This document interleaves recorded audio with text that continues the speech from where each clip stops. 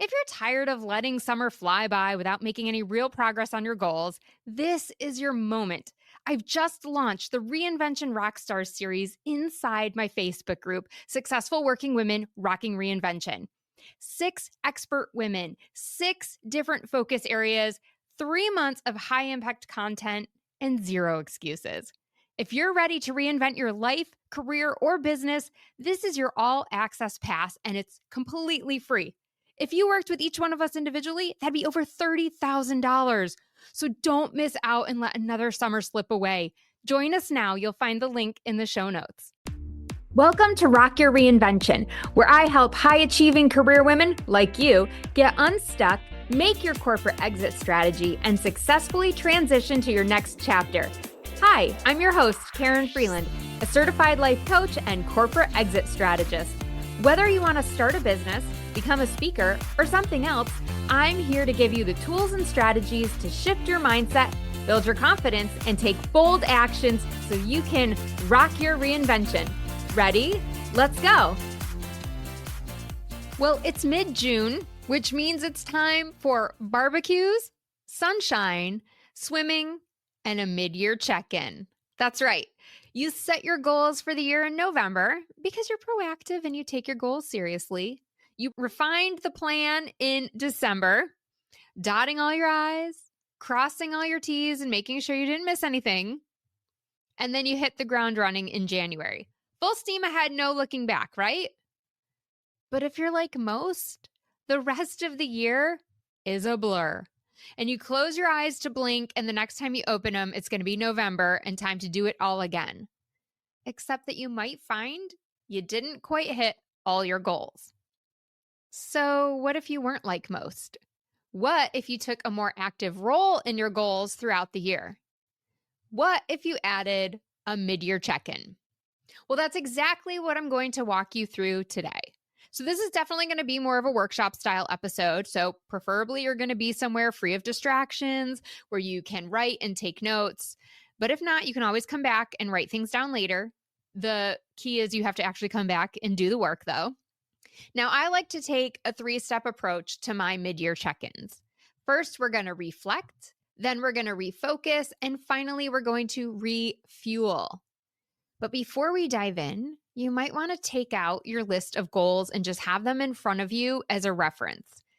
Now, let's break down each one of these steps so that you can ensure you hit all of your goals. The first thing we are going to do here is to reflect. And the purpose of the reflect step is to capture all of your learnings and lessons from the first half of the year. And this is important because when we're moving 100 miles an hour, which we all are, we rarely stop to take those in.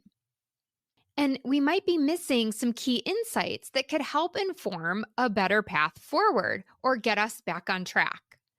So the first thing you want to start doing is to ask yourself, what worked well in the first half of the year? And why did that work so well?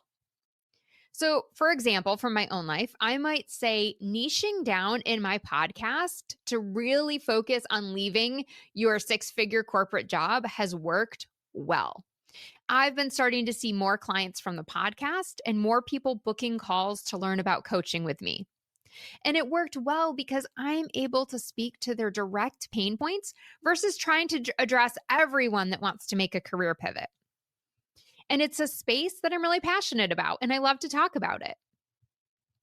The next thing you're going to ask yourself is, what are those things in your career, in your business, in your personal life that have gone really well, and why? And remember, don't just think about this only from a work perspective, because you should have personal goals too. So one thing that worked really well for our family this year is not having any travel sports.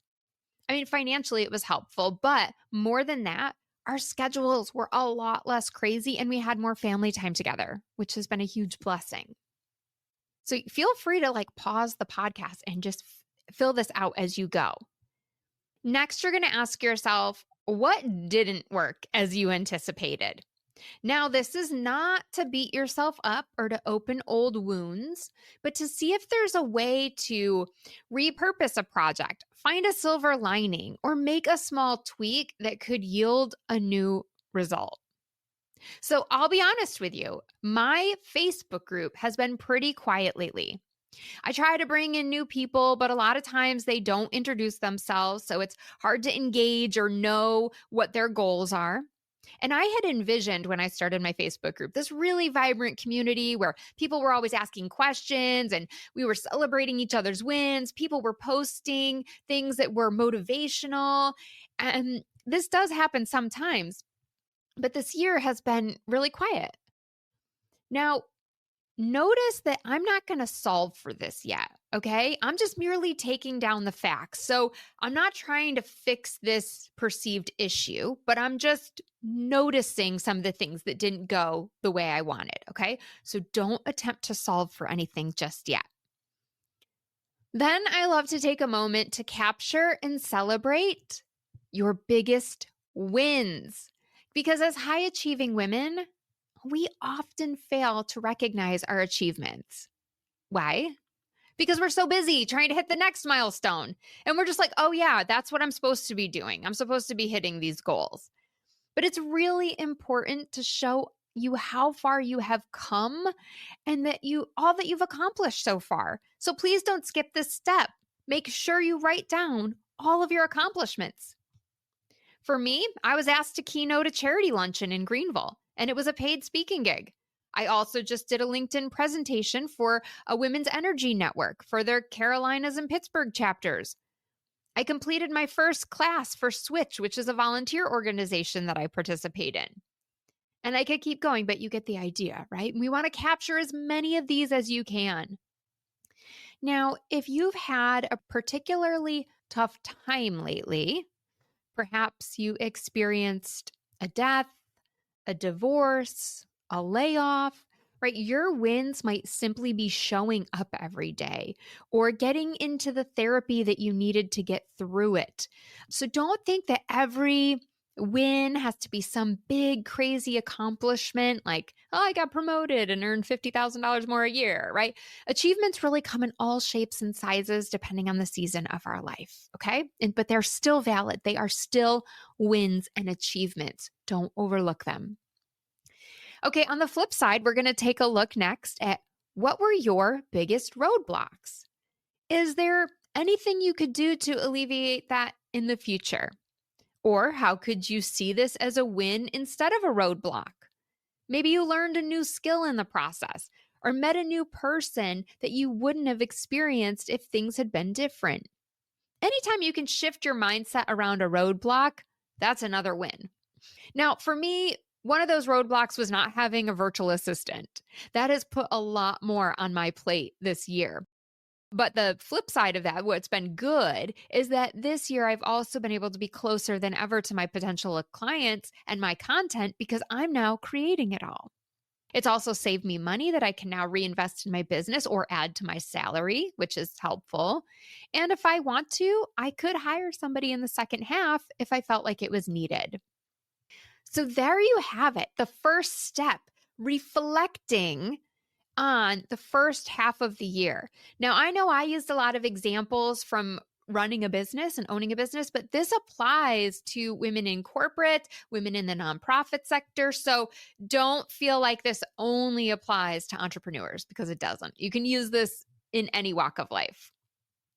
Now, there may be questions that you want to add to your reflect section. You might want to look at, well, how close am I to my targets? Is there anything I could have done differently to hit them? What did I personally enjoy most from the first half? Is there anything my heart doesn't feel aligned to? Right? Because sometimes we're hitting all the targets, but we lose passion for the thing that we're doing. And that's okay too, because the sooner you notice it, the sooner you can investigate why and make the necessary pivots from there. The power of a mid-year check-in really helps you reset so you can take the next step and refocus your efforts for the second half. And now we're ready to do that in step 2. So step 2 is refocus. And this step is all about realigning your actions to your most important goals. This is the step where you get things back on track or you make intentional pivots based on the learnings from the first half. Because I don't know about you, but sometimes I get squirrel brain. And sometimes I chase the shiny new object or the thing that people are telling me is the next best way to boost your business. And then I'm like, why am I doing this? Let me get back to what's proven and what's worked for me. Why am I deviating? Right. And sometimes I gotta reel myself back in. So the first question you're going to ask yourself is, are my goals still aligned with my long term vision? Now, this could be a simple yes. And then you're just like, yeah, I'm totally on track. Okay, next, moving on. Or you might find yourself realizing that you've gotten off track. Maybe you have new information in your life, like all of a sudden you're dealing with a sick parent or a child with special needs, and you find yourself shifting your priorities. You may find you have a new aspiration. Like my husband and I just decided to buy a rental property to create another revenue stream. And now I have a new goal for this long term vision and have to fit that in with some of my other goals. Now, just again, a note of caution on the whole squirrel brain thing, right? Just because you see someone else doing something, like maybe there's another coach out there that has an app, right? Doesn't mean I need to go out and hire a developer and suddenly create an app, right? And so you have to ask yourself if you've gotten sucked into some of those shiny objects. And if so, it might be time to refocus and go back to your original goals and tactics. The next question you're going to ask yourself is, based on your learnings from first half, what do you want to try or do differently in the second half? So if we go back to my example of the slower Facebook group, I started a summer reinvention initiative with 6 experts in 6 different fields who are going to be guest contributors in my group and help the women in our community reinvent faster and go further this summer. And I'm so excited about it because it's injecting a lot of fresh energy into the group. And if this is successful, then I plan to run it again in the fall with a new group of women and fresh ideas. So, if you're not in the Facebook group, by the way, the link's in the show notes. Make sure you join us for this because we've got experts in the financial space, in LinkedIn and resumes and job transitions. We have another expert focused on style and beauty. So, we've got all the things, right? There's 6 of us. So, marriage mentor or home organizing. So, make sure you get in there because it's going to give you all the tips and tricks that you need. The next question to ask yourself then, after you've brainstormed, right? So take some time first to brainstorm some ideas about what you could try in your situation. And then you want to ask yourself, okay, what can I automate, delegate, or do to simply free up more time? Now, this again is personally and professionally. So, are there things that you can outsource? There is something to be said for paying for speed. But of course, things don't always have to cost you money either. It may be getting your spouse to step up or giving your kids some more chores around the house. One of the things that I've simplified is how often I post on Instagram. And I've actually shut down my little behind the scenes channel because I just wasn't getting that much engagement. And quite frankly, I didn't enjoy having to go in there and constantly try to think of something to post. I've been more focused on LinkedIn lately anyway, which has made things a lot easier for me because that's where my target clients are. So, one thing I may consider, right, is getting a property manager if it becomes too time consuming with the rental. So, that's one of the things that I'm going to have on my list of what I might be able to outsource. And it doesn't mean that you're going to execute every idea either, right? It just means that you're open to exploring all the options. So don't be afraid to write down things that you might not do right now or that you think are crazy. Like maybe if your business is kind of slow, one of your ideas is to buy a business that's already turning a profit. Now, you may not go out and do that, but like let's at least be open to it. Let's at least explore some of these ideas. This is a good time to investigate also if you are spending your time on busy work or doing things that are really going to move the needle. This applies to entrepreneurs and those of you in corporate jobs. There's a lot of things we get caught up doing because that's the way it's always been done. But sometimes we need to get honest with ourselves about whether this is working or not. So the question to ask yourself is, if I focused on one thing for this upcoming quarter, the next 3 months, what would have the biggest impact? And that's a powerful question that's going to give you a very clear picture of what you should be doing and committing your energy to. Okay, one thing, biggest impact. What is it? So congrats, you're 2/3 of the way there. One final step and your mid-year check-in will be complete, so don't quit now. And the third step is what I call refuel. And refuel means to get clear on the support and the resources you need to achieve your goals in the next 6 months. The first piece of this is your network, because friends, nobody gets to the top alone, okay? Your next level likely depends on your network. Strategic connections are everything. They can lead to partnerships, clients, new roles or opportunities, increased visibility, speaking gigs, right? These are the people who can open the door for you. So what do you need to do to help you achieve your goals in Q2? Who do you need to be connected with? Who can help you? Who can support you? Do you have the right people in your network? Or do you need to ask for introductions to key people? Do you need to expand your circle or just work your network better? I see so many people who connect on LinkedIn. They have these really big, beautiful networks, but they don't talk to anyone in their circle. That is not going to help you, right? Because then when you actually need something, or like, oh, I haven't talked to this person in 2 years, I can't just reach out and ask them for something. Yes, you can. But if you had been nurturing that relationship all along, it would be a no-brainer. So make sure you're working your network. It is only as good as you engage and collaborate with it. So be intentional with the women and the men in your community. The second piece of refueling is looking at your skills and your capabilities. Is there anything you need to enhance in order to get to the next level or achieve your goals? Is there training or further education that you want to complete? It's really imperative that we continuously up our game to compete at the highest level.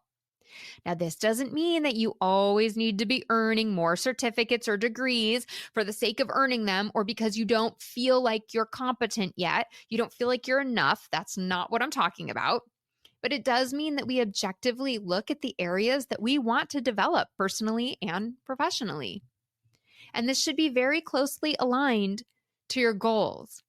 I remember I had one client and she just loved learning. She has a love for learning, but she was signing up for all of these courses. And then it was stressing her out that she wasn't completing the courses. And I was like, which of these courses do you actually need for your job? And it was like one of them. And I was like, okay, how about we just put those other courses on the back burner and you just focus on this one?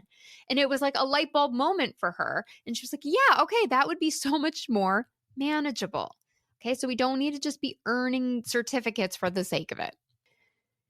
Now that you've done all 3 steps, yay, go you, it's time to commit to action.